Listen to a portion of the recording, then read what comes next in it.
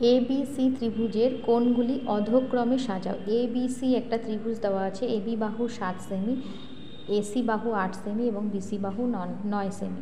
তো এটা একটা বিষম বাহু ত্রিভুজ, মানে তিনটা বাহু তিন রকম, কেউ কারোর সাথে সমান নয়। তো যে কোনো ত্রিভুজের ক্ষেত্রে কি হয়, বৃহত্তম বাহুর বিপরীত কোণ বৃহত্তম হয় এবং ক্ষুদ্রতম বাহুর বিপরীত কোণ ক্ষুদ্রতম হয়। অর্থাৎ বড় বাহুর, সোজা কথায় বললে বড় বাহুর বিপরীত কোণ বড় হয়, ছোট বাহুর বিপরীত কোণ ছোট।